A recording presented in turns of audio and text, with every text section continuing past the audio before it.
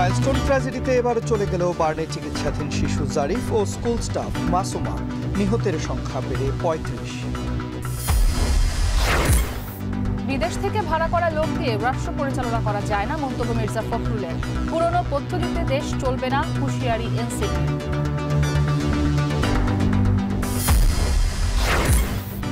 আগামী নির্বাচনে অস্ত্রের চেয়েও ভয়াবহ হুমকি এআই, বললেন সিইসি। সংবিধান পরিবর্তন না হলে আগের পদ্ধতিতেই নির্বাচন। খাগড়াছড়ির দীঘিনালায় জেএসএস ও ইউপিডিএফ এর ২ গ্রুপের সংঘর্ষ, ৪ জন নিহতের দাবি দীঘিনালা থানা পুলিশের।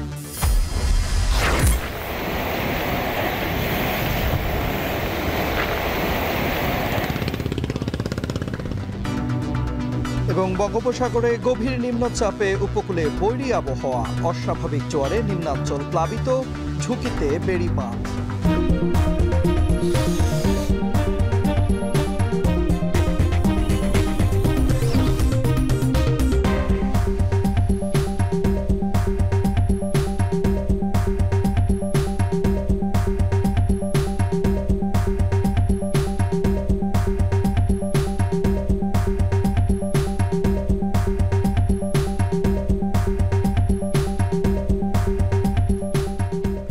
স্বাগত এখন দুপুরে। পুরো আয়োজন জুড়ে আপনাদের সাথে থাকবো আমরা দুজন, আমি ইসরাত মুক্তি এবং আমি তন্ময় কুমার রায়।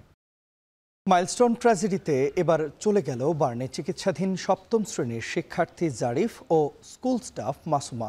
আর এ নিয়ে নিহতের সংখ্যা বেড়ে দাঁড়ালো ৩৫ জনে। এখনও জাতীয় বার্নে চিকিৎসাধীন ৩৮ জনের মধ্যে সংকটাপন্ন অবস্থায় ৩ জন আর গুরুতর ১০ জন। সাজিদ আরাফাতের প্রতিবেদনে দেখুন বিস্তারিত। মৃত্যুর মিছিল থামছেই না। উত্তরার মাইলস্টোন স্কুল অ্যান্ড কলেজে বিমান বিধ্বস্তের ঘটনার ৬ দিন পেরিয়েও সে মিছিলে যুক্ত হলো আরও ২ জনের নাম। পোড়া শরীরের যন্ত্রণা থেকে অন্তিম ছুটি মিলেছে ৭ম শ্রেণীর শিক্ষার্থী ১৩ বছরের জারিফ ফারহানের। শনিবার সকাল ৯টার কিছু পরে তার মৃত্যুর খবর জানানো হয়। জারিফের পর মাইলস্টোনের স্কুল স্টাফ ৩৮ বছর বয়সী মাসুমাও না ফেরার দেশে পাড়ি জমান। জানা যায়, শিক্ষার্থী জারিফ শ্বাসনালী সহ শরীরের প্রায় ৪০% দগ্ধ নিয়ে আইসিইউতে চিকিৎসাধীন ছিল। বেলা ১২:৩০টার দিকে জারিফের মরদেহ তার পরিবারের কাছে হস্তান্তর করা হয়। এ সময় সন্তানের কথা বলতে গিয়ে কান্নায় ভেঙে পড়েন তার বাবা। প্রথম রাতটা আমরা ঢাকা মেডিকেল রাখছিলাম, ওখান থেকে সেই দিনই রাতে ওর অবস্থার অবনতি হয়। পরের দিন সকালবেলা মানে ২২ তারিখে সকালে আমরা এই কখনো কোনো কথা বলতে হ্যাঁ তখন কথা বলছে ও ২১ তারিখ ২২ তারিখ সকাল পর্যন্ত আমার সঙ্গে ছিল। উত্তরা ১২ নম্বর সেক্টরে বড় মসজিদ এলাকায় জানাজা শেষে জারিফকে দাফনের কথা রয়েছে। শনিবার দুপুর পর্যন্ত বার্ন ইনস্টিটিউটে মৃতের সংখ্যা ১৭ জন। এ নিয়ে স্কুলে বিমান বিধ্বস্তে মারা গেল ৩৫ জন। সাজিদ আরাফাত, এখন, ঢাকা।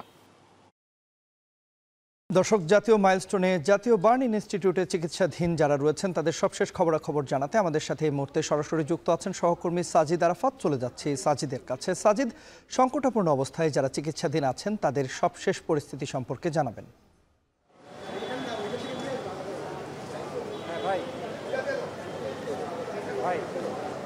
তন্ময়, মাইলস্টোন ট্র্যাজেডির ঘটনায় একের পর এক যে মৃত্যুর মিছিল, সেই মিছিলে আজকে আরও ২ জনের নাম যুক্ত হয়েছে। একজন ৭ম শ্রেণীর শিক্ষার্থী জারিফ এবং আরেকজন মাইলস্টোন স্কুল অ্যান্ড কলেজের যে অফিস সহকারী ছিলেন মাসুমা বেগম, তিনি। আজকে সকাল ৯:১০ জারিফ মৃত্যুবরণ করেন বলে আমরা জানতে পেরেছি। তিনি আইসিইউতে চিকিৎসাধীন ছিলেন এবং পরবর্তীতে ১০টার কিছু পরে মাসুমা মারা যান বলে কর্তৃপক্ষের কাছ থেকে আমরা জানতে পেরেছি। এবং এই ২ জনের মরদেহ ইতিমধ্যে তাদের যে পরিবার, সেই পরিবারের সদস্যদের কাছে হস্তান্তর করা হয়েছে। প্রথমে জারিফের মরদেহ তার পরিবারের সদস্যরা রয়েছিলেন, সেখানে তার বাবা এসেছিলেন, তার বাবা নিয়ে গেছেন এবং বাদ আসর তার জানাজা শেষে দাফন হবার কথা রয়েছে। এবং মাসুমার যে মরদেহ, সেটিও কিছুক্ষণ আগে তার পরিবারের কাছে হস্তান্তর করা হয়েছে। তার যে স্বামী মোহাম্মদ সেলিম, তিনি গণমাধ্যমে কথা বলেছেন, তিনি সবার কাছে দোয়া চেয়েছেন এবং তিনি বলেছেন তার যে স্ত্রীর মরদেহ সেটি তাদের গ্রামের বাড়ি ভোলায় নিয়ে যাওয়া হবে, ভোলায় বোরহানউদ্দিন উপজেলায়, সেখানে তাকে দাফন করা হবে। এই ছিল মোটা দাগে সবশেষ তথ্য। এবং আমরা জানি যে এখানে গতকাল পর্যন্ত ৫ জন আইসিইউতে একেবারে সংকটাপন্ন অবস্থায় ছিলেন, তাদের মধ্যে ২ জন আজ মারা গেলেন। আমরা জানতে পেরেছি যে 40% মতো দগ্ধ ছিলেন জারিফ এবং প্রায় 90% মতো দগ্ধ হয়েছিলেন মাসুমা সেদিনের ঘটনা। এবং আমরা আনুষ্ঠানিকভাবে এখনও কোনো বিবৃতি পাইনি। আর কিছুক্ষণ পরে, 2টার কিছু পরেই বার্ন ইনস্টিটিউটের যে কর্তৃপক্ষ রয়েছেন তারা গণমাধ্যমে ব্রিফ করবেন এবং সবশেষ পরিস্থিতি জানাবেন। এবং এখনও আমরা জানতে পেরেছি যে 40 জন এখানে চিকিৎসাধীন ছিলেন, তার মধ্যে 2 জন আজকে মারা গেলেন। এবং আমরা দেখেছি যে এই মারা যাওয়ার পর তাদের স্বজনরা এখানে এসেছিলেন, সেটি একটি হৃদয় বিদারক ঘটনা।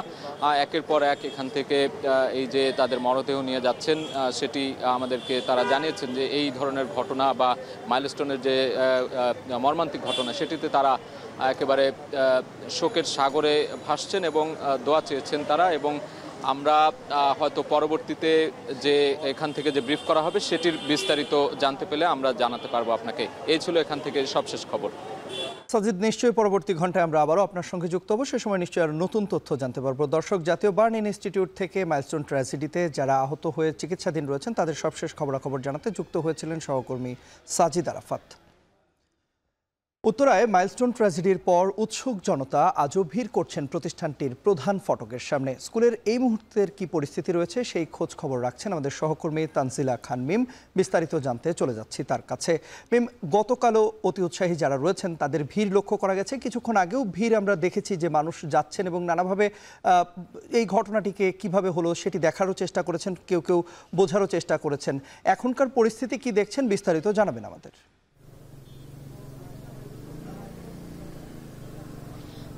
তন্ময়, এখন আসলে এই মূল ফটকের সামনে চিত্রটি দেখে আপনার মনে হতে পারে উৎসুক জনতার ভিড় হয়তো একটু কমেছে। না, যারা এতক্ষণ ধরে অপেক্ষা করেছে, মানে অনেকক্ষণ যাবৎ গেট কড়া নেড়ে যারা এখানে দায়িত্বরত সিকিউরিটি গার্ড ছিল তাদেরকে বিরক্ত করে রীতিমতো কোনো রকমভাবে তারা এখান থেকে সরেনি, গেট খুলিয়ে তারপর তারা ভেতরে ঢুকেছে। যদিও যে নিরাপত্তা বাহিনী ছিলেন তিনি বলেছিলেন যে আপনারা অনুগ্রহ করে 10 জন করে ভেতরে যাবেন, তারা বের হলে এরপরে আবার আমরা 10 জনকে ঢুকতে দিব, কিন্তু তারা না, এটা কখনোই করতে পারেনি। একটুখানি গেট ফাঁকা করলেই কিন্তু একদম এত যত উৎসুক জনতা সেখানে ভিড় করছে তারা প্রত্যেকে সেখানে হরহর করে ঢুকে যাচ্ছে। এতে করে স্কুলের যে পরিবেশ সেই পরিবেশটা নষ্ট হচ্ছে। একই সঙ্গে স্কুল কর্তৃপক্ষ বেশ বিরক্ত পুরো বিষয়টি নিয়ে। আমরা যারা এই উৎসুক জনতা এসেছিলেন এখানে তাদেরকে কথা বলছিলাম তাদের সঙ্গে যে তারা আসলে মূলত কি দেখতে আসছেন, কি দেখার চেষ্টা করছেন এখানে এসে। তাদের একটাই কথা, আমরা অনেক দূর দূরান্ত থেকে এসেছি, আমরা শুধু একটু দেখতে চাই। এখানে কি দেখতে চান যদি বলি যে টেলিভিশনে তো আপনারা দেখেছেন এবং ঘটনাটিরও তো আজকে ৫ম দিন। সেই জায়গা থেকে যখন প্রশ্ন করা হচ্ছে তাদের কাছে কোনো সদুত্তর নেই, তাদের শুধু একটাই আসলে কথা, আমরা দেখতে এসেছি। তো সেই জায়গা থেকে আসলে তাদের যে অতি উৎসাহী যে জনতা রয়েছেন তাদেরকে বলার কিছুই নেই। ছোট্ট ছোট্ট শিশুদেরকে নিয়ে তারা দেখতে এসেছেন। আমি একজন মায়ের অভিভাবক, একদম তার সঙ্গে কথা বলছিলাম যে এই যে আপনি আপনার সন্তানদেরকে নিয়ে দেখতে আসার জন্য এখানে বায়না ধরেছেন, আপনি নিরাপত্তা বাহিনীর সঙ্গে কথা বলছেন যে ভেতরে ঢুকতে দিতেই হবে, তো এইটা আসলে আপনার শিশুর উপরে কোনো নেতিবাচক প্রভাব পড়বে মানসিকভাবে আপনার কি একটু মনে হয় না? সে আসলে নির্বিকার হয়ে গিয়েছে যে মানসিকভাবে যে তার শিশু আসলে নেতিবাচক তার মধ্যেও কোনো প্রভাব পড়তে পারে এমন কোনো ধারণাই কিন্তু নেই। এদিকে মৃতের সংখ্যাও কিন্তু প্রতিনিয়ত বাড়ছে। আমরা জানি এখন পর্যন্ত মৃতের সংখ্যা বেড়ে ৩৫ জনে দাঁড়িয়েছে। সে জায়গা থেকে আগামীকাল এবং পরশু দিনও কিন্তু মাইলস্টোন কলেজ কর্তৃপক্ষ স্কুল বন্ধ রাখার ঘোষণা দিয়েছেন এবং এরপর যারা শিশুরা রয়েছেন তাদেরকে আরেকটু সময় দিতে চাচ্ছেন এই ক্লাস করার জন্য, মানসিকভাবে তারা যেন সুস্থ হয়ে ক্লাসে ফিরতে পারেন। কারণ এই যে একটু পর পরই এইখান একই জায়গা থেকে উড়োজাহাজ উড়ে যাচ্ছে, এটি আসলে কোনোভাবে যেন শিশুদের মনে আরও আবার আতঙ্ক তৈরি না করে সেদিকটা আসলে একটু বিবেচনা করার জন্য সময় নিচ্ছেন তারা। তন্ময়, এই ছিল এখন পর্যন্ত আমার কাছে সর্বশেষ। উত্তরার মাইলস্টোন ট্র্যাজেডির পর উৎসুক জনতা ভিড় করছেন প্রতিষ্ঠানটির প্রধান ফটকের সামনে। বিষয়ে বিস্তারিত জানাতে আমাদের সঙ্গে যুক্ত হয়েছিলেন সহকর্মী তানজিলা খান মিম। দেশ বিদেশ থেকে ভাড়া করা লোক দিয়ে রাষ্ট্র পরিচালনা করা যায় না বলে মন্তব্য করেন বিএনপি মহাসচিব মির্জা ফখরুল ইসলাম আলমগীর। বলেন, গোটা জাতি এই মুহূর্তে ক্রান্তিকাল অতিক্রম করছে, এ সময় গণতন্ত্রকে নিজ গতিতে চলতে দিতে হবে বলে মন্তব্য করেন তিনি। এদিকে হাসিনার বিচার করা সম্ভব না হলে জুলাইয়ের শহীদদের সাথে বেইমানি করা হবে বলেও মন্তব্য করেছেন বিএনপির ভাইস চেয়ারম্যান শামসুজ্জামান দুদু। জাওয়াদ মাহমুদের প্রতিবেদন। সাংবাদিক নির্বাচন অনুষ্ঠানকেই অন্তর্বর্তী সরকারের একমাত্র ম্যান্ডেট দাবি করে আসছিল বিএনপি। সভা সমাবেশে দলটিকে সুষ্ঠু নির্বাচনের মধ্য দিয়ে গণতান্ত্রিক ব্যবস্থায় ফেরার দাবির সঙ্গে সরকারের নিরপেক্ষতা নিয়েও সংশয় প্রকাশ করতে দেখা গেছে। প্রশ্ন তুলতে দেখা গেছে সরকারের একাধিক উপদেষ্টাকে নিয়ে। পদত্যাগের দাবি গড়িয়েছে মাঠ অবধি। শনিবার জাতীয় প্রেস ক্লাবে জুলাই বিপ্লবের প্রত্যাশা ও প্রাপ্তি শীর্ষক আলোচনা সভায় বিএনপির মহাসচিব মির্জা ফখরুল ইসলাম আলমগীরের মন্তব্য, দেশ বিদেশ থেকে ভাড়া করা লোক দিয়ে রাষ্ট্র পরিচালনা করা যায় না। নির্বাচন না হলে আমি প্রতিনিধি নির্বাচন করবো কি করে? আর প্রতিনিধি নির্বাচন না হলে সে পার্লামেন্টে যাবে কি করে? পার্লামেন্টে না গেলে জনগণের শাসনটা প্রতিষ্ঠিত হবে কোত্থেকে? কয়েকজন ব্যক্তিকে দেশ বিদেশ থেকে ভাড়া করে নিয়ে এসে কি দেশ চালানো যায়? যায় না। একই দিন সকালে রাজধানীর সিরডাপ মিলনায়তনে ভিন্ন আর এক অনুষ্ঠানে যুক্তরাষ্ট্রের শুল্ক আরোপ দেশকে বড় ধরনের বিপদে ফেলতে যাচ্ছে উল্লেখ করে বিলম্ব না করে গণতন্ত্রকে নিজ গতিতে চলতে দেওয়ার আহ্বান জানান তিনি। অ্যাজ এ পলিটিক্যাল পার্টি আমরা খুব ভালো করে উপলব্ধি করি যে বর্তমান যে রাষ্ট্র কাঠামো আছে এর গুণগত পরিবর্তন দরকার। অর্থনৈতিক যে কাঠামো আছে তারও গুণগত পরিবর্তন দরকার, কিন্তু এটা একদিনে রাতারাতি কোনো পক্ষে সম্ভব নয়।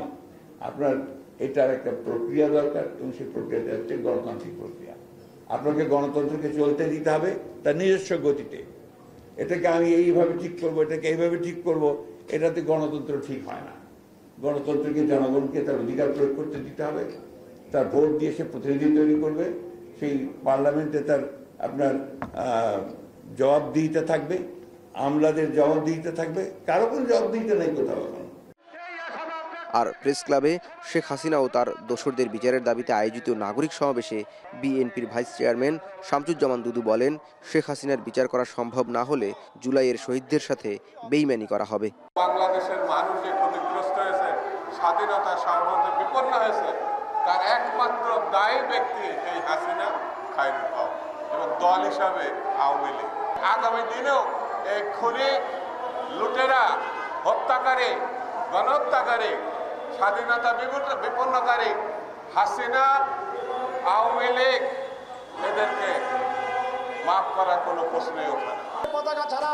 এ সময় গণমাধ্যমে বিএনপির বিরুদ্ধে যে সকল সংবাদ হচ্ছে তা দলের আদর্শের সাথে যায় না উল্লেখ করে এ ব্যাপারে নেতাকর্মীদের সংশোধন হবার আহ্বান জানান নেতারা।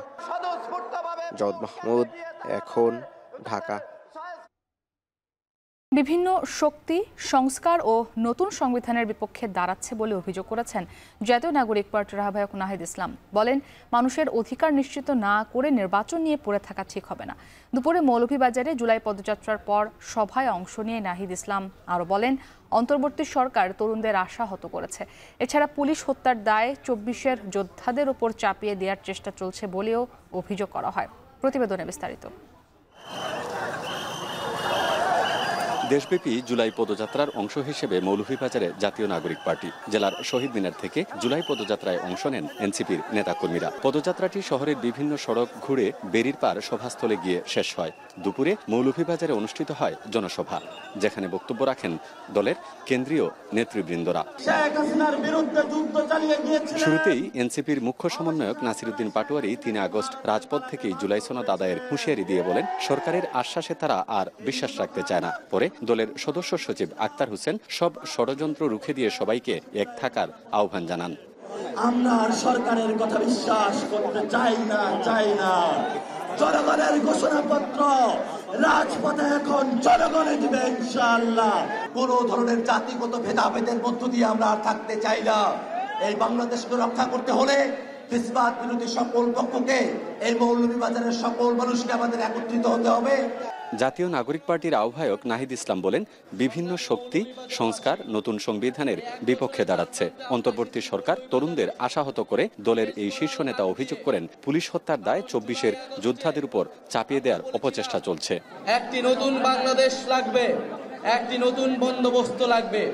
পুরনো সিস্টেমে, পুরনো আইনে আমরা আর এই বাংলাদেশকে পরিচালিত হতে দেব না। বিচার সংস্কার এবং নতুন সংবিধানের মাধ্যমে আমরা একটি নতুন বাংলাদেশের যাত্রা শুরু করতে চাই। নতুন সংবিধানের বিপক্ষে দাঁড়িয়ে যাচ্ছে বিভিন্ন রাজনৈতিক শক্তি। মৌলভীবাজারের পর আজ কিশোরগঞ্জের পদযাত্রায় অংশ নেবে জাতীয় নাগরিক পার্টি। ছাত্রগণ অভ্যুত্থানের কোনো পার্টি আছে? গুলজার আহমেদ, এখন মৌলভীবাজার। আগামী নির্বাচনে অস্ত্রের চেয়েও ভয়াবহ হুমকি হতে পারে আর্টিফিশিয়াল ইন্টেলিজেন্স, বললেন প্রধান নির্বাচন কমিশনার AMM নাসির উদ্দিন। এ সময় সুষ্ঠু নির্বাচন পরিচালনায় সোশ্যাল মিডিয়ায় মিথ্যা তথ্য ছড়ানো ও কৃত্রিম বুদ্ধিমত্তার অপব্যবহার নতুন চ্যালেঞ্জ বলেও উল্লেখ করেন তিনি।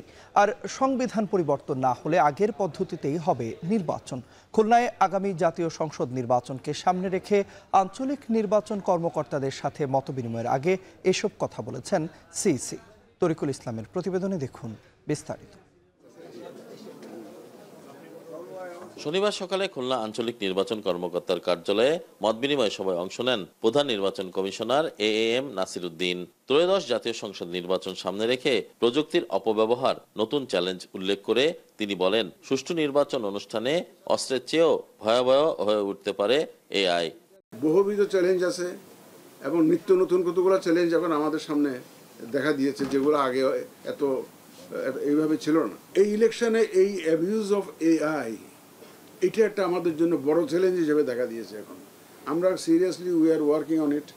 দেশি বিদেশি বিশেষজ্ঞদের নিয়ে কাজ করছি কিভাবে এটা অ্যাড্রেস করা যায়। আমরা সবাই মিলে জাতিকে একটা ক্রেডিবল, দেশের জন্যই এর দরকার। যদি আমরা একটা ক্রেডিবল সুষ্ঠু নির্বাচন দিতে না পারি, বাংলাদেশের ভবিষ্যৎ উইল বি আনসার্টেইন। সিইসি বলেন, আগামী নির্বাচনে কমিশনের জন্য বড় চ্যালেঞ্জ ভোটারদের আস্থা ফিরিয়ে আনা, বিশেষ করে নারী ভোটারদের অংশগ্রহণ নিশ্চিত করা।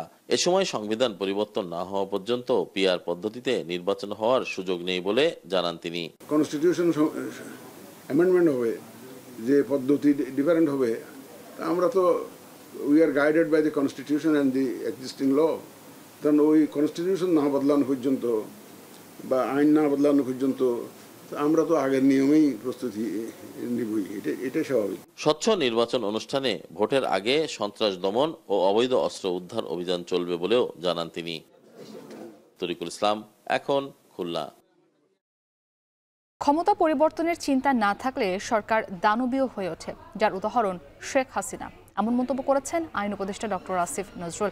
দুপুরে ঢাকা বিশ্ববিদ্যালয়ে 11তম মানবাধিকার সম্মেলনে তিনি কথা বলেন। এ সময় তিনি আরো বলেন, আইনের পরিবর্তন বা সংস্কার নয়, আগে নিজের মানসিকতার পরিবর্তন করতে হবে। এই খালেদা জিয়া, তারপরে শেখ হাসিনা, তারপরে আপনার এরশাদ, এরা কেউ ক্ষমতা ছাড়ে না, উত্তরাধিকার নির্বাচন করে না, পূর্ব উত্তরসূরি কি হবে এটা ঠিক করে না। সত্যি আমরা করি। আপনি বলেন তো, বাংলাদেশে বড় বড় যে পত্রিকা আছে, বড় বড় যে মানবাধিকার প্রতিষ্ঠান আছে, বড় বড় যে থিঙ্ক ট্যাঙ্ক আছে, কেউ কি উত্তরসূরি করে দেয়? আমরা এত সোজাভাবে ভাবি না, আচ্ছা সমস্ত সংস্কার, সমস্ত দেশ পরিবর্তন, আইনের পরিবর্তন করলে হয়ে যাবে না। আপনি আসলে নিজের খাসলত বদলাইতে হবে, নিজের মানসিকতা বদলাইতে হবে। খাগড়াছড়ির দীঘিনালায় JSS ও UPDF এর দুই গ্রুপের মধ্যে গোলাগুলির ঘটনা ঘটেছে। এতে অন্তত 4 জন নিহত হয়েছে বলে জানিয়েছে দীঘিনালা থানার ভারপ্রাপ্ত কর্মকর্তা মোহাম্মদ জাকারিয়া। তবে গোলাগুলি হলেও নিহতদের ব্যাপারে নিশ্চিত নন খাগড়াছড়ি জেলা প্রশাসক।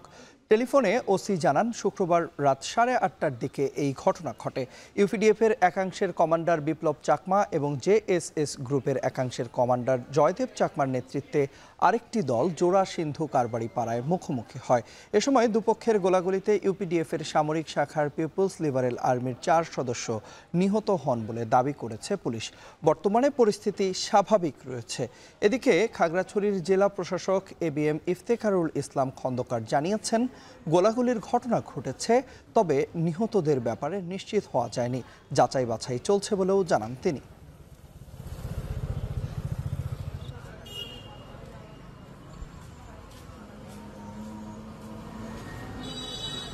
নির্ভরযোগ্য সংবাদের মাধ্যমে জানলাম 4 জন নিহত হয়েছে। গতকাল রাতে 8:30টায় তারা দুই পক্ষ গুলি বিনিময় করেছে। গোলাগুলির বিষয়টি আমরা জেনেছি, তবে এটি নিয়ে আমরা কাজ করছি সম্মিলিতভাবে। আমরা নিশ্চিত না হওয়া পর্যন্ত তো আসলে মন্তব্য করা কঠিন আর কি। গভীর নিম্নচাপ ও অমাবস্যার প্রভাবে উত্তাল সাগর, নদ নদী, উপকূল জুড়ে বৈরী আবহাওয়া বিরাজ করায় বিভিন্ন রুটে বন্ধ নৌ যোগাযোগ। নদ নদীতে অস্বাভাবিক জোয়ারের পানির চাপ বাড়ায় বাঁধ ভেঙে প্লাবিত লোকালয়, পানিবন্দী লাখের বেশি মানুষ। মেঘাচ্ছন্ন পরিবেশ ও থেমে থেমে বৃষ্টিতে সৃষ্টি হয়েছে গুমট পরিবেশ। আরও 3 দিন বজ্রসহ বৃষ্টির পূর্বাভাস দিয়েছে আবহাওয়া অফিস। সহকর্মীদের পাঠানো তথ্য ছবিতে বিস্তারিত। উত্তর বঙ্গোপসাগরের নিম্নচাপ পরিণত হয়েছে গভীর নিম্নচাপে। উত্তাল হয়ে উঠেছে উপকূলীয় এলাকার নদ নদী। বেশিরভাগ নদীতে পানি বেড়েছে কয়েক ফুট।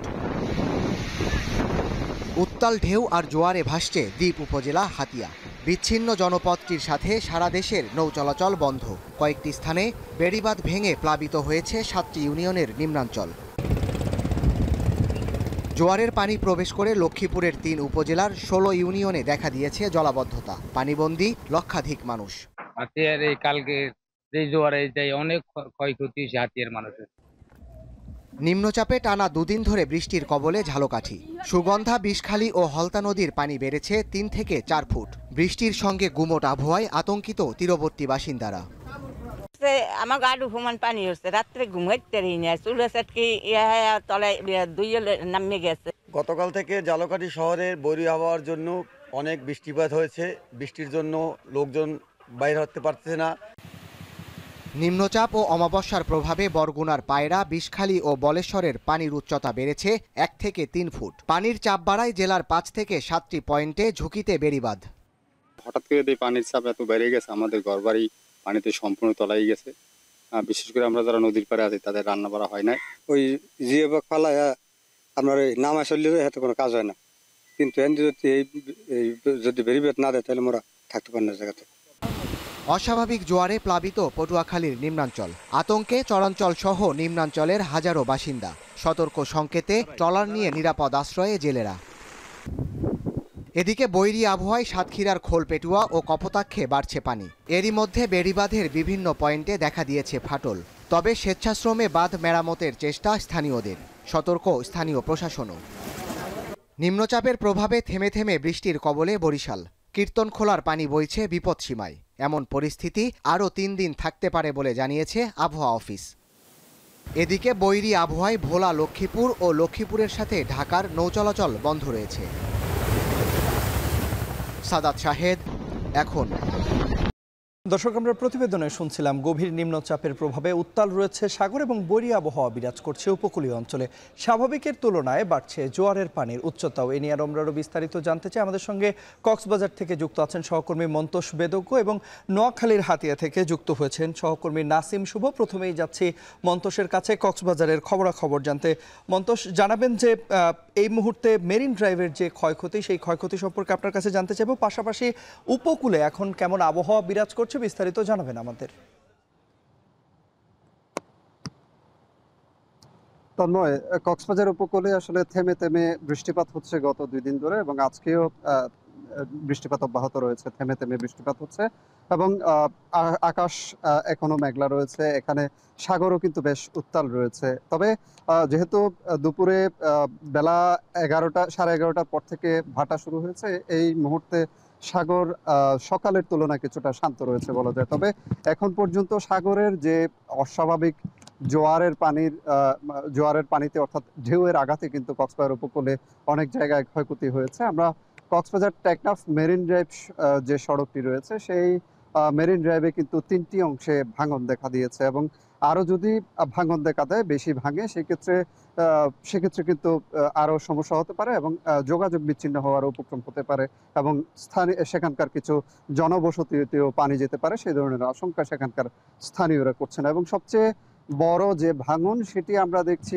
কক্সবাজার সৈকতের লাবণী পয়েন্ট থেকে শুরু করে এখানে যে শৈবাল পয়েন্ট, এই দীর্ঘ সৈকতটিতে কিন্তু প্রচুর ঝাউ গাছ উপড়ে পড়েছে এবং সৈকতের বালিয়াড়ি ভেঙে বিভিন্ন জায়গায় ভেঙে গিয়েছে, এবং এইসব জায়গায় আরও কিন্তু বেশ কিছু ঝাউ গাছ উপড়ে পড়ার উপক্রম হয়েছে। এবং আমরা দেখছি যে এখানে যে বিদ্যুতের খুঁটিগুলো রয়েছে সৈকত ঘেঁষে, এর মধ্যে 2টি কুঠির উপরে ঝাউ গাছ পড়েছে, এবং একটি কুঠির ঝাউ গাছ কেটে অপসারণ করা হলেও আমরা দেখছি যে সেই খুঁটির তারগুলো ছিঁড়ে গিয়েছে, এবং আরও একটি খুঁটিতে এখন পর্যন্ত আমার পেছনে যে খুঁটিটি রয়েছে বিদ্যুতের, সেই খুঁটিতে এখনো একটি ঝাউ গাছ কিন্তু আটকে আছে, সেটির উপর পড়েছে, এবং সেটি কিন্তু এখন পর্যন্ত অপসারণ করা হয়নি। আমরা এখানে দেখছি যে উপকূল জুড়ে যেসব ঝাউ বন ক্ষতিগ্রস্ত হয়ে যে ঝাউ গাছগুলো উপরে পড়েছে, সেগুলো কেটে বন বিভাগের লোকজন নিয়ে যাচ্ছে, এবং সেগুলো কিন্তু তারা বিক্রি করবে পরবর্তীতে, সে ধরনের কথা আমাদেরকে বন বিভাগের কর্মকর্তারা জানিয়েছেন। এখানে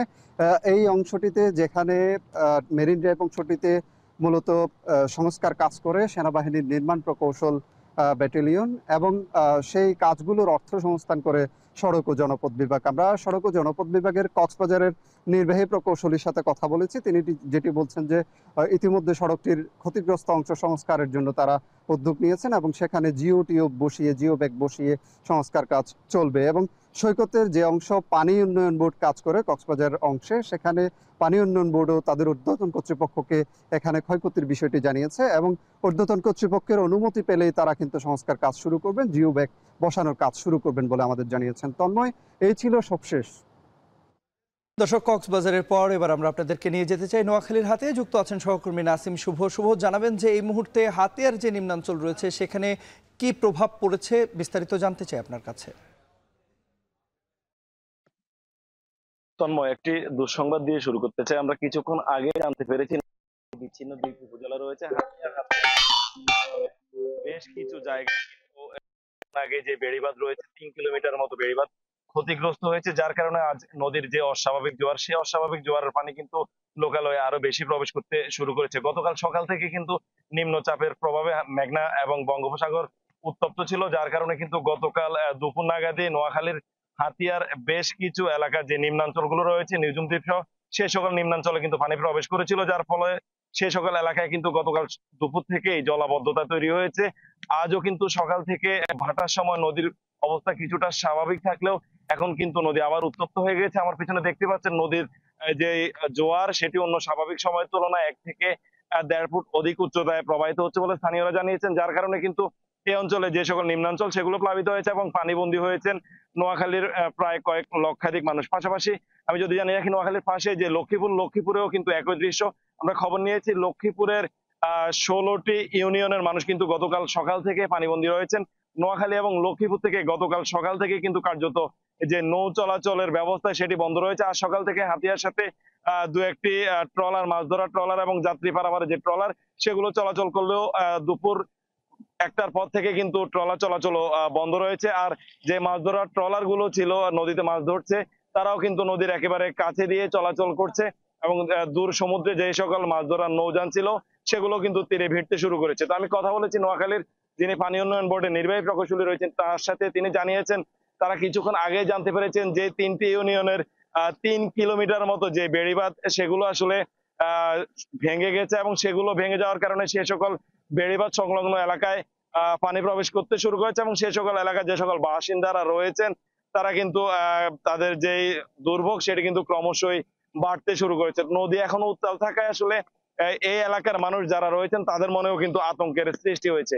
তো তন্ময়, এই ছিল আসলে নিম্নচাপের যে প্রভাব সেটি নিয়ে আমার কাছে এখন অব্দি সবশেষ। দর্শক, নিম্নচাপের সবশেষ খবরাখবর জানছিলাম আমাদের সহকর্মীদের মাধ্যমে। ক্ষমতায় গেলে 30 কোটি গাছ লাগাবে বিএনপি, সাথে থাকবে খাল খনন প্রকল্প। এদিকে পরিবেশ ঠিক করতে হলে ঢাকার খালগুলোতে রাজনীতিবিদ ও মেয়রদের গোসল করার বিধান রাখার দাবি জানালেন জামায়াত নেতা। আর পরিবেশ নিয়ে ধোঁকাবাজি হচ্ছে বলে মন্তব্য করেছেন এনসিপি নেতা। সকালে এক আলোচনায় নির্বাচনী ইশতেহারে পরিবেশ নিয়ে দলের পরিকল্পনা তুলে ধরেন বিভিন্ন রাজনৈতিক দলের নেতারা। আরিফ হোসেনের প্রতিবেদন। ইতিমধ্যেই নির্বাচনের ডামাডোল বাজতে শুরু করেছে রাজনীতির রাজপথে। জনগণকে দলে ভেড়াতে ইশতেহারে কি চমক থাকবে রাজনৈতিক দলগুলোর অভ্যন্তরে তা নিয়ে চলছে চুলচেরা বিশ্লেষণ। এত বিশ্লেষণের মাঝে পরিবেশ নিয়ে দলগুলোর চিন্তা কি সে বিষয়ে ম্যানিফেস্টো টক নামে একটি সংলাপ আয়োজন করে পরিবেশ অধিদপ্তর। এই সংলাপে অংশ নিয়ে দলের ইশতেহারে পরিবেশ বাঁচাতে নেওয়া কর্মপরিকল্পনার কথা তুলে ধরেন দেশের সব বড় রাজনৈতিক দল। একটি বিষয় হচ্ছে পরিবেশ রক্ষায় 30 কোটি গাছ লাগানোর কথা বলছে বিএনপি। এছাড়া নদীর প্রবাহ ঠিক রাখতে খাল খনন প্রকল্পের উপর জোর দেওয়া হবে বলেও জানায় বিএনপির নেতা আমির খসরু মাহমুদ চৌধুরী। এনভায়রনমেন্টাল কাজে অংশগ্রহণ করতে পারবে। So this is also very important. Of course আমাদের ইয়াং জেনারেশন তো মাস্ট, এটা তো প্রায়োরিটি। কিন্তু এই যে রিটায়ার্ড লোকগুলো আমাদের দেশে বেকার বসে আছে, কাজ করছে না, তাদেরকে ইকোনমিতে আনতে হলে এনভায়রনমেন্টাল ইস্যুতে এটা খুবই সহজ। যে যার এলাকায় কাজ করতে চাইলে সবাই কাজ করতে পারবে। অন্যদিকে জামায়াত নেতা এহসানুল জুবায়ের বলেন, পরিবেশ রক্ষায় ঢাকার খালে রাজনীতিবিদ, মেয়র ও ডিসিদের গোসল করানো উচিত। ইন্ডাস্ট্রিয়ালিস্টরা করছেন, ইন্ডাস্ট্রিয়ালাইজেশনের কথা বলছেন, কিন্তু আমাদের ভবিষ্যৎকে, আমাদের দেশকে, আমাদের অস্তিত্ব আমরা শেষ করে দিচ্ছি গিয়ে। এইটা এখনই হওয়া উচিত। ক্ষমতায় গেলে আমি কি করব, দায়িত্ব পেলে আমি কি করব, সেটা আমাকে প্রমাণ করে এখনই দিতে হবে। সংলাপে এনসিপির প্রতিনিধি যোগ দিয়ে বললেন, পরিবেশ নিয়ে ধোঁকাবাজি শিকার হচ্ছে বাংলাদেশের মানুষ। উপজেলা পর্যায়ে সরকারি বরাদ্দের 30% খরচ হচ্ছে না বলেও অভিযোগ হান্নান মাসুদের। এক সেশনে কাবিখা থেকে প্রায় 70 থেকে 80 লাখ টাকা করে প্রতিটা ইউনিয়নে বরাদ্দ দেওয়া হয়েছে। আমি আমার উপজেলার কথা বলছি। সেই জায়গায় আমি খোঁজ নিয়ে দেখছি একটা ইউনিয়নেও 10 লাখ টাকা করে কাজ হয়নি। জলবায়ু পরিবর্তনের ঝুঁকি মোকাবেলায় সব রাজনৈতিক দলের একত্রিত হয়ে কাজ করার পরামর্শ আয়োজকদের। আরিফ হোসেন, এখন, ঢাকা। তন্ময়, রাজস্ব কর্মকর্তাদের যে সাম্প্রতিক শাটডাউন কর্মসূচি, একই সঙ্গে মার্কিন শুল্ক চাপে আকাশপথে কিন্তু পণ্য রপ্তানি বেড়েছে। তবে এই সুযোগে পণ্য পরিবহনের ভাড়া বাড়িয়েছে বাংলাদেশ বিমান সহ দেশি বিদেশি বিভিন্ন এয়ারলাইন্সগুলো। এবং এই অবস্থায় বিপাকে পড়েছেন কাঁচা পণ্য রপ্তানিকারকরা। বাজার হাতছাড়া হচ্ছে প্রতিদ্বন্দ্বী দেশগুলোর কাছে। যদিও বিমান বাংলাদেশ এয়ারলাইন্সের দাবি অন্যান্য সংস্থার তুলনায় তাদের ভাড়া এখনও কিছুটা কম রয়েছে। সহকর্মী হাজেরা শিউলির প্রতিবেদনে জানব বিস্তারিত। সাধারণত সমুদ্র পথেই জাহাজের তৈরি পোশাক রপ্তানি করা হয়। বিশেষ পরিস্থিতিতে নির্ধারিত সময়ে পণ্য রপ্তানি সম্ভব না হলে বা ক্রেতার নির্দেশনা থাকলে বিমানে পণ্য পাঠান রপ্তানিকারক। সম্প্রতি কাস্টমস কর্মকর্তাদের শাটডাউন কর্মসূচি ও সার্ভারের সমস্যার কারণে পণ্য শিপমেন্ট ব্যাহত হয়। সময় মতো কাঁচামাল হাতে না পাওয়ায় অনেক রপ্তানি পণ্য যথাসময়ে জাহাজীকরণ হয়নি। সেই সঙ্গে 1 আগস্ট থেকে যুক্তরাষ্ট্রের বাজারে বাড়তি শুল্ক গুনতে হবে। তাই খরচ বেশি হলে অর্ডার ও ক্রেতা ধরে রাখতে আকাশপথে পণ্য পাঠাচ্ছেন রপ্তানিকারকরা। এক্ষেত্রে বাড়তি চাপের অজুহাতে ভাড়া বাড়িয়ে দিয়েছে বিমানসহ বিভিন্ন এয়ারলাইন্স। যেহেতু আগে দিতে পারে না, এখন বাইরেরা আমাদেরকে বলছে তুমি মাল নিব না, আবার 50% ডিসকাউন্ট দাও। তখন আমরা ওই টাইমটা মিট করার জন্য আমাদের গার্মেন্টস ফ্যাক্টরি ইয়ারে পাঠাতে হচ্ছে। বিপদে আছি। আমাদের এই সময় যদি শেপে এয়ার ক্যারিয়ারগুলো আমাদেরকে যদি ফেভার করে, তারা যদি বাড়ানো না বাড়ায়, আমরা সেটাই তাদেরকে অনুরোধ করছি। গ্রীষ্ম মৌসুমে মধ্যপ্রাচ্যের দেশগুলোতে আম, কাঁঠাল সহ অন্যান্য মৌসুমী ফল ও সবজির বাড়তি চাহিদা থাকে। রপ্তানিকারকদের অভিযোগ, পোশাক খাতকে অগ্রাধিকার দেয়া হলেও সবজির জন্য জায়গা বরাদ্দ দিচ্ছে না বিদেশি এয়ারলাইন্সগুলো। তাই বাংলাদেশ বিমানই ভরসা স্থল। এই অবস্থায় জুলাই মাসেই দুবাই রুটে 3 দফা ভাড়া বাড়িয়েছে বিমান। এতে বেকায়দায় পড়েছেন সবজি রপ্তানিকারকরা। 50 সেন্ট বিমান ভাড়া চট্টগ্রামে বেড়ে গেছে। 50 সেন্ট মানে বাংলা টাকায় প্রায় 62 টাকা পড়ে। তাহলে 1 কেজি সবজিতে যদি 62 টাকা বিমান ভাড়া বেড়ে যায়, তাহলে 1000 কেজিতে 62,000 টাকা বেড়ে যায়। এটা তো এফেক্ট আমাদের বায়ারের উপর পড়তেছে। এমন না যে আমাদের তেলের দাম বেড়ে গেছে, কি কারণে, কোন যুক্তিতে আমাদের বিমান ভাড়াটা বাড়লো, আমরা কোনো পাচ্ছি না। রপ্তানিকারকদের অভিযোগ, অল্প সময়ের ব্যবধানে এত বেশি ভাড়া বাড়ানোয় বিমুখ হচ্ছেন ক্রেতা। এক্ষেত্রে প্রতিবেশী দেশ ভারত ও নেপালে বিমান ভাড়া অনেক কম হওয়ায় প্রতিযোগিতায় টিকে থাকা কঠিন হয়ে পড়ছে।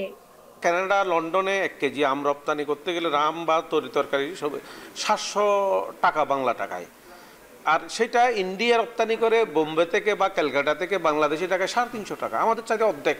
সরকারের কাছে অনুরোধ জানাবো এই সেক্টরকে বাঁচিয়ে রাখার জন্য, এখানে হাজার হাজার মানুষ এই সেক্টরে জড়িত, এই বিমান ভাড়াটা প্রত্যাহার করার জন্য। তবে বিমানের ভাড়া এখনো অনেক কম দাবি করে বাংলাদেশ বিমানের জনসংযোগ কর্মকর্তা বলেন, প্রতিযোগিতামূলক বাজারে চাহিদা অনুযায়ী ভাড়া নির্ধারিত হয়। পার ডে আমি পরিবহন করতে পারি 26 টন। এখন আমার কাছে যদি 60 টন আসে, আমি তো সবাইকে অ্যাকোমোডেট করতে পারবো না। বিমান বাংলাদেশ এয়ারলাইন্সের কার্গো পরিবহনের যে ভাড়া, এটা বিমান বাংলাদেশ এয়ারলাইন্সের আদার্স এয়ারলাইন্সের চেয়ে কম। প্রাইভেট এয়ারলাইন্স যারা আছে, তারা যেভাবে আপনার অ্যাব্রাপ্টলি ভাড়া কমানো বাড়ানো বা এটা রিভাইজ করে, আমাদের ন্যাশনাল ক্যারিয়ার হিসেবে কিন্তু আমরা সেটা করি না বা করতে পারিও না। বর্তমানে বিশ্বের 40টিরও বেশি দেশে সবজি ও ফলমূল রপ্তানি হয়। সর্বশেষ 2024-25 অর্থ বছরে বিভিন্ন দেশে বাংলাদেশ $100 কোটি কৃষি পণ্য রপ্তানি করে। হাজেরা শিউলি, এখন, চট্টগ্রাম। যুক্তরাষ্ট্রের পাল্টা শুল্কের প্রভাবে চলতি বছর বাংলাদেশের জিডিপি প্রবৃদ্ধি কমতে পারে বলে আশঙ্কা করছে এশীয় উন্নয়ন ব্যাংক এডিবি। সম্প্রতি প্রকাশিত এডিবির এশিয়ান ডেভেলপমেন্ট আউটলুক জুলাই সংস্করণে এই শঙ্কার কথা জানানো হয়েছে। প্রতিবেদনে বলা হচ্ছে, রপ্তানি ও শিল্প খাতে ধীরগতির কারণে 2025-26 অর্থবছরের প্রবৃদ্ধির পূর্বাভাস কমিয়ে ধরা হয়েছে। যদিও জিডিপি প্রবৃদ্ধি কত হতে পারে তা উল্লেখ করা হয়নি। এর আগে গেল এপ্রিলে এডিবির এশিয়ান ডেভেলপমেন্ট আউটলুক প্রতিবেদনে বলা হয়েছিল, 2025-26 অর্থ বছরে বাংলাদেশের জিডিপির প্রবৃদ্ধি হতে পারে 5.1%।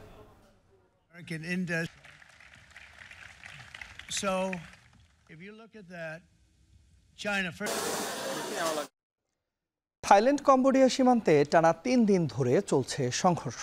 এতে উভয় পক্ষের প্রাণহানি ছাড়িয়েছে 30 জনে। এর মধ্যে 6 সেনা সদস্য ও 13 বেসামরিক নাগরিক হারিয়েছে ব্যাংকক। আর বেসামরিক ও সেনা সদস্য মিলিয়ে 13 জন নিহতের খবর দিয়েছে নিমপেন। আরও জানাচ্ছেন তৌহিদুর রহমান।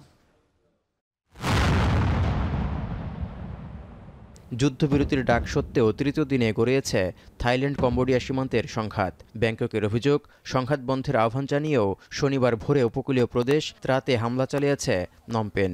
দীর্ঘ প্রতিদ্বন্দ্বিতাপূর্ণ সীমান্তের অন্যান্য সংঘাতপূর্ণ স্থান থেকে নতুন এই ফ্রন্টলাইন 100 কিলোমিটার দূরে বলে জানিয়েছে থাইল্যান্ডের নৌবাহিনী। 13 বছরের মধ্যে মাইলস্টোন ট্র্যাজেডিতে জাতীয় বার্নে চিকিৎসাধীন যারা রয়েছেন তাদের সবশেষ খবরাখবর জানাতে ব্রিফ করছেন চিকিৎসকরা। সরাসরি চলে যাব সেখানে।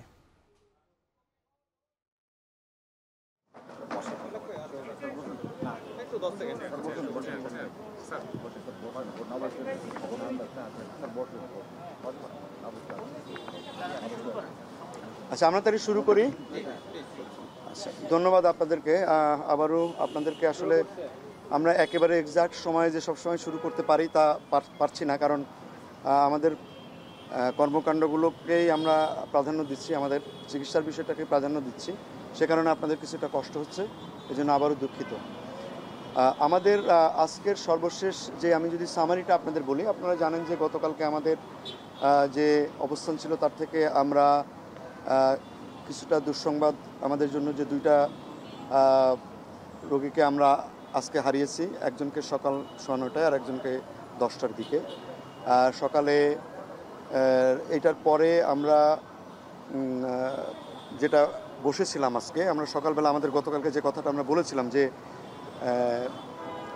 আমরা বিভিন্ন টিম যেগুলো আসছে তাদের সঙ্গে বসে একসঙ্গে মিলে আমরা আসলে ডিসিশনটা যার ফাইনাল ডিসিশনগুলো আমরা আমাদের যে চিফ, প্রত্যেকটি ইউনিট চিফ আছে, তারা সবাই মিলে বসে আমাদের মাল্টিডিসিপ্লিনারি বোর্ড সহ বিদেশি যে ডাক্তাররা আসছে তাদের সহ সকালবেলায় আমরা বসেছিলাম। বসে একেবারে ইনানিমাস, মানে ডিসিশনের মধ্যে কোনো পার্থক্য নেই, আমরা ডিসিশনগুলো নিয়েছি। ডিসিশনগুলো নেওয়ার পরে আমরা আসলে আমাদের কার্যক্রমগুলো শুরু করেছি। আমাদের কার্যক্রমগুলোর মধ্যে নতুন নতুন কিছু বিষয় যেগুলো আছে সেগুলো যা করার দরকার আমরা সেগুলো অনুযায়ী করেছি। কোনো ডিসিশনের কোনো পার্থক্য নাই এবং তাদের সঙ্গে আমরা যে আলোচনা করেছি সেই আলোচনাতে আর তারা বেশিরভাগ ক্ষেত্রেই আমাদের সঙ্গে একমত এবং সব মিলিত ডিসিশনটাই আমরা আসলে এতক্ষণ ধরে বাস্তবায়ন করলাম। আর আমি খারাপ খবরের সাথে একটা ভালো খবর আমরা বলি, যেটা গতকালকে কিন্তু আমরা বলেছিলাম যে আমরা কিছু পেশেন্ট ডিসচার্জ করবার জন্য প্রস্তুত। আজকে আমরা 2 জন রোগীকে ডিসচার্জের ডিসিশন হয়ে গেছে। সেই 2 জন রোগী আশা করি আমরা কিছুক্ষণের মধ্যেই তাদেরকে ছেড়ে দিব। 2 জন বাচ্চা, 2 জনই বাচ্চা। এই হচ্ছে আমাদের কাছে আপডেট। এর সাথে আমরা আরেকটু আপডেট দিব, যেটা আমাদের ক্রিটিক্যাল পেশেন্টের সংখ্যা এই মুহূর্তে 4 জন এবং সিভিয়ার পেশেন্টের সংখ্যা 9 জন। এর বাইরে নতুন করে আপডেট দেওয়ার মতো আমাদের কাছে তেমন কিছু নাই, এটাই আর কি।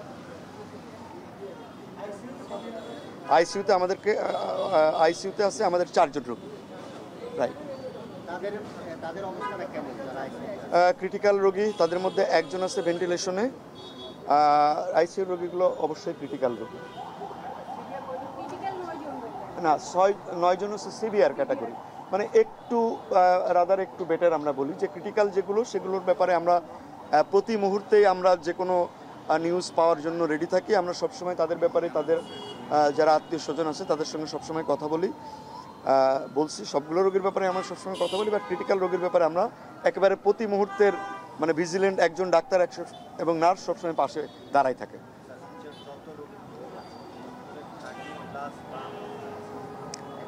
আমি এইভাবে আপনাদেরকে প্রশ্নের উত্তর দিতে চাই না, কারণ এগুলো কিছু কিছু জিনিস হচ্ছে যে পেশেন্টের জন্য মানে গোপনীয় বিষয়, এথিক্যাল বিষয়, এগুলো আপনারা এই প্রশ্নগুলোর থেকে এইভাবে জানার চেষ্টা করেন, কারণ আমরা এভরি ডিটেলস দিতে চাই না, কারণ রোগীর চিকিৎসার স্বার্থেই দিতে চাই না এবং তাদের ব্যক্তিগত সিক্রেসির কারণেই আমরা দিতে চাচ্ছি।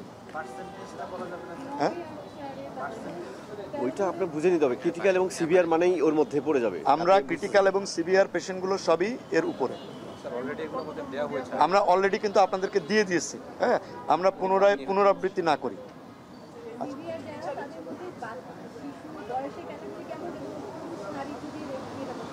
আমরা এত ডিটেলস আপনাদেরকে দিতেও চাই না, আমরা এটুকু জানি না, কারণ আসলে এই যে আপনি যে কথাগুলো জানতে চাচ্ছেন এগুলোও কিন্তু সবই আসলে পার্সোনাল ইয়ের মধ্যে পড়ে যায়। আমরা শুধু মাইলস্টোন ট্র্যাজেডিতে জাতীয় বার্নে চিকিৎসাধীন যারা রয়েছেন তাদের সবশেষ খবরাখবর জানাতে ব্রিফ করছিলেন চিকিৎসকরা। আমরা এতক্ষণ সরাসরি ছিলাম সেখানে। দর্শক, এই ছিল এখন দুপুরের আয়োজনে। তবে যাবার আগে জানাতে চাই, সবশেষ খবর সবার আগে পেতে ভিজিট করুন এখন.tv। এছাড়া ফেসবুকে দেখতে ভিজিট করুন facebook.com/tv.এখন, আর ইউটিউবে সরাসরি দেখুন youtube.com/c/এখন টিভিতে।